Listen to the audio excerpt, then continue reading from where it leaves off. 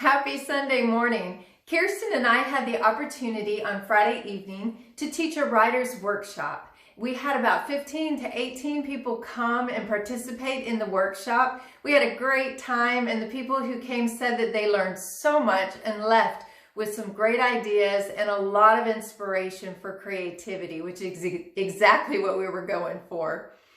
And I hope that we're going to be able to do that again soon and offer that for anybody else who wants to come.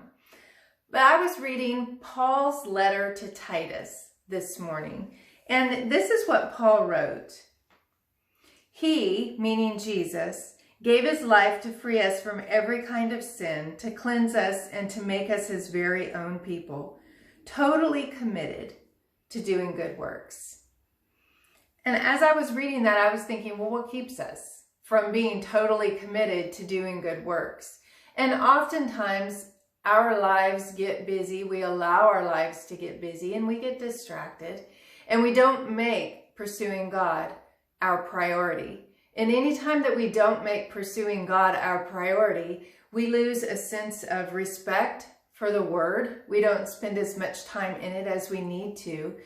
And then we start treating Jesus as if he is a choice, and he is not. He is Lord. And so by putting him first every single day, we're prioritizing him and we're prioritizing his word. I kind of think about it this way. If I drove my car into the garage every night and there was just a standard knowledge that every night when you drive your car into the garage that the gas level goes to empty, and you have to get up in the morning and you have to refill your tank. You have no other choice. That's what you have to do in order to get anywhere during the day. And it doesn't matter if you drive a little ways or a long ways. When it's pulled into the garage at night, it goes to empty. If we could view our spiritual lives that way, that we spend ourselves during the day, but when we lay our head down at night, we need to wake up in the morning with the sense of, I've got to refuel. I've got to fill myself back up, because I can't even go out to do what I need to do until I am full of Jesus, until I am full of the Word. And every day when I get home from doing the work that I've been assigned to do and I lay my head down at night, I know that when I get up in the morning, I've got to refuel.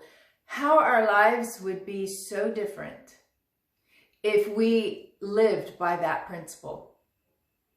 And we took the time to fill ourselves up. And then our priority would be him. And the good deeds would simply flow from our lives because we'd be so filled up with Jesus. And I know that sometimes it can feel a little bit legalistic, like every morning you need to get up and do your devotions. But if we treat it like every morning, I need to get up and refuel. I need to be filled up with him, and I'm going to spend it all today. And when I lay my head down at night, I'm empty again, and I need to get back up in the morning and refuel. Let's treat our spiritual lives with that kind of dependency on Christ, with that kind of dependency on the Word. How much more would we learn to love him? How much more would we allow him to love us if we prioritized him like that? Well, I hope that will cause you to think a little bit and that you will go to church, because that's where I'm headed. And I will see you next week.